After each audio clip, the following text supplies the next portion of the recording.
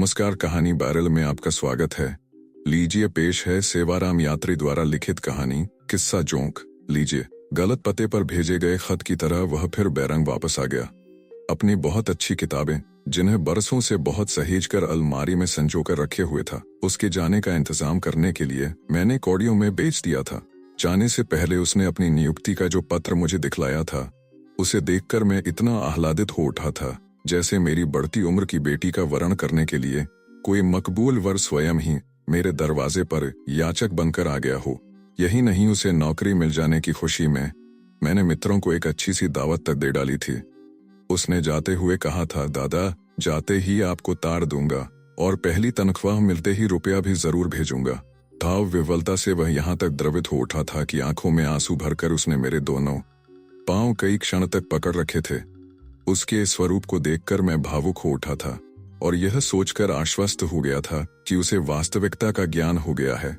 बार बार नौकरी छोड़ने का उसका उन्माद अब खत्म समझो। पर अभी तो ढंग से 1.25 महीना भी कहाँ गुजरा था कि वह औफत की तरह फिर सिर पर टूट पड़ा।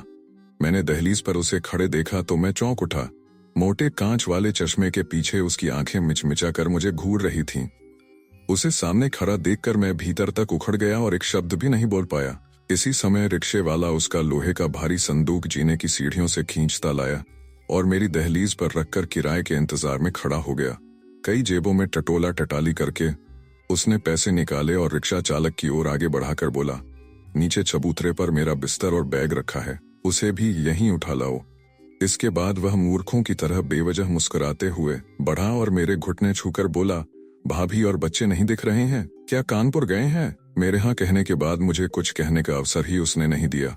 स्वयं ही बोलने लगा, मैं तो यह बात जानता था कि आपने सबको कानपुर भेज दिया होगा और अब अकेले स्वाध्याय में डूबे होंगे। मैं वहां भी लोगों से आपकी घनघोर स्टडी की प्रशंसा किया करता था। बच्चों को बाहर भेजने के पीछे उस उल्लू को मेरा पुस्तक व्यसन ही नजर आया। यह बात एक बार भी उसे नहीं सूझी कि जाते जाते जिस आर्थिक भंवर जाल में वह मुझे धकिया गया था, उसके चलते मुझे उबरने के लिए पत्नी को बच्चों सहित उसके मायके भेजना ही पड़ता। अपने मैले रूमाल से अपना चेहरा और बाद में चश्मे के कांच पोंछकर वह सोफे पर पसर गया। मैंने देखा उसका बक्सा, बिस्तर और बैग दरवाजे में अटके पड़े थे। मैं उसके घृणित आभिजात्य पर जल उठा। अब मैं ही दरवाजे पर पड़ा सामान उठाकर कमरे में लाऊं, वरना उसे सामान से क्या लेना देना।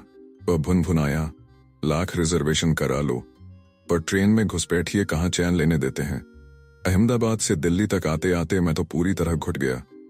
पता नहीं अपने इस महान देश का क्या होगा।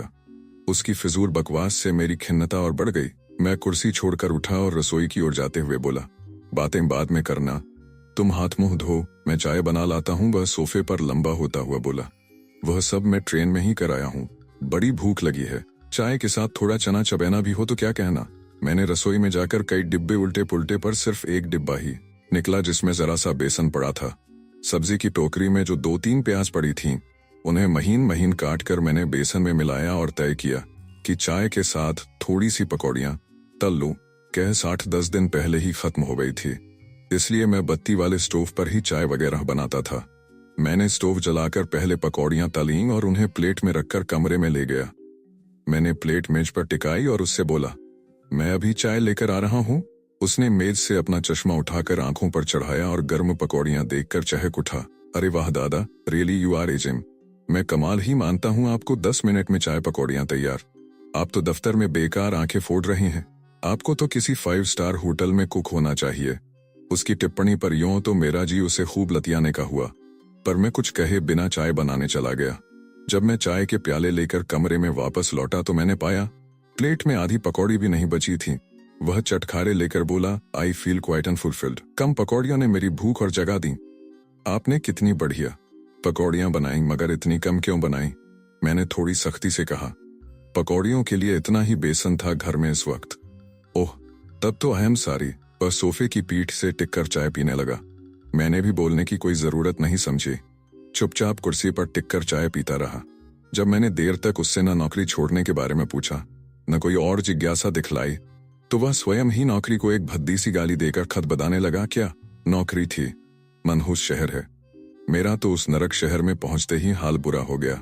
खाने में एकदम लचर रोग, हर सब्जी दाल में गुड़, तुफ है, इन गुजरातियों पर पेट इस कदर बिगड़ा कि संग्रहणी होने की नौबत आ गई। खाने की क्या बात, आबहवा ने भी ऐसी की तैसी कर दी अपनी तो। चाय के 2-3 घूंट भरकर बोला, वहां की क्या कैफियत सुनाई जाए दादा। बस मुझे तो न वह जेंट्री अच्छी लगी न शहर रास आया। मैंने तलखी से कहना चाहा, जब तुझे यह उल्लू का पट्टा रास आया हुआ है तो यहां से कहीं जाने की नौबत ही क्यों आए। पर यह सब कहने का कोई अर्थ नहीं था, क्योंकि उस पर बेशर्मी की परत इतनी मोटी चढ़ चुकी थी कि शब्द उसके लिए प्रभावहीन हो गए थे। वह चाय पी चुका था तो पकौड़ियों की खाली प्लेट में उंगलियां रगड़ते हुए बोला, खाने का जुगाड़ करना ही पड़ेगा, नहीं तो भूख मुझे मार डालेगी। मैं उससे बातें करने से बचना चाहता था, क्योंकि उसके यूं एकाएक फट पड़ने से मेरी सारी व्यवस्था गड़बड़ा गई थी। एक नाकारा बेरोजगार आदमी की, जो अब लड़का भी नहीं रह गया हूं, को झेलते चला जाना निम्न मध्य वर्ग गृहस्थ के बूते के बाहर की बात थी। मैं किचन से एक झोला उठा लाया और बोला, मैं साग भाजी लेने जा रहा हूं, लौटकर घर में ही सब्जी पराठे बन जाएंगे। मैंने समझ लिया था कि बाजार में खाने पर कम से कम 15-20 रुपए की चपत पड़ जाएगी। अरे दादा, आप भी क्या बात करते हैं, भला मेरे आने का क्या मतलब हुआ। अगर आज भी थोड़ी बहुत अय्याशी न की जाए। उसके आग्रह का ख्याल करके मैंने घर में खाना बनाने का इरादा छोड़ दिया और झोला रसोई में ही रखाया। मैंने मेज से खाली प्लेट प्याले हटाए और सिंक में रखाया। जब से मेरी पत्नी अनीता अपने मायके गई थी, यह बर्तन भांडे धोने का काम भी मेरे सिर ही आ पड़ा था। मैंने सोचा चलो अच्छा है, बाजार में खाना खाने से यह बर्तनों को साफ करने की इल्लत आज तो टल ही जाएगी। उसने अपना कोट उतारकर कुर्सी की पीठ पर टांग दिया और मैं अलमारी में रखी किताबों और पत्रिकाओं को खोल खोल कर देखने लगा। मैं थोड़े रुपए अपनी किताबों और मैगजीनों में रखने का अभ्यस्त हूँ। जब रुपए पैसे का घोर संकट उपस्थित होता है तो मैं इस सुरक्षित राशि से काम चला लेता हूँ। आज भी यही स्थिति थी, क्योंकि बाजार में खाना खाने के लिए कुछ रुपए तो मिलने ही चाहिए थे। जब काफी सिरमारी के बाद मुझे कुछ नहीं मिला तो मैं वहां से हट गया। वह गुसल खाने की ओर जाते हुए बोला, दादा मैं फ्रेश होकर आता हूँ, आप भी बाहर चलने के लिए तैयार हो जाइए। जब वह हाथ मुंह धो रहा था तो मैंने सोचा, लाओ जब तक वह लौटे मैं उसका बटुआ ही देख डालूं। अगर इसके पास कुछ रुपए हुए तो खाना बाहर खा लेंगे, अन्यथा घर में ही कुछ बना लिया जाएगा।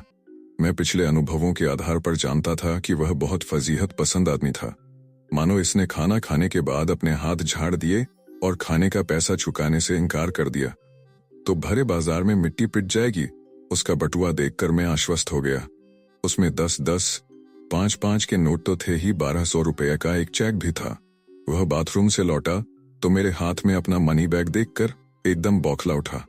छपटते हुए मेरे पास आया और आक्रामक मुद्रा में मुझसे बटुआ छीनते हुए बोला, भला यह क्या बात हुई, आप मेरे मनी बैग की तलाशी क्यों ले रहे हैं? क्या मैंने पहले ही नहीं कह दिया था आपसे कि आज मेरा अय्याशी का मूड है? ये तो बहुत घटिया बात है और सभ्यता के एकदम विपरीत कि आप छिपकर किसी दोस्त के बटुए की तलाशी लें। उसका उलाहना सुनकर मेरा दिमागी संतुलन पूरी तरह गड़बड़ा गया। उसने अपनी संकीर्णता में एक बार भी नहीं सोचा कि उसने कितनी बार मुझे आर्थिक संकटों में डाला था और सब जगह धक्के खाकर वह जहाज के पंछी जैसा मेरे ठिकाने पर ही लौटता था। मैंने उसे वहीं छोड़ा और अपनी जेब में पड़े थोड़े से पैसों के सहारे बाजार से शाक भाजी लेने चल पड़ा। रास्ते में मुझे बार बार उसके वह अपमानित करने वाले शब्द याद आ रहे थे, आप तो दफ्तर में बेकार आंखें फोड़ रहे हैं, आपको तो किसी 5 स्टार होटल में कुक होना चाहिए। आप सुन रहे थे कहानी बैरल से सेवाराम यात्री द्वारा लिखित कहानी जोंक। वीडियो पसंद आया तो इसे लाइक करिए और चैनल को भी सब्सक्राइब कीजिए। धन्यवाद।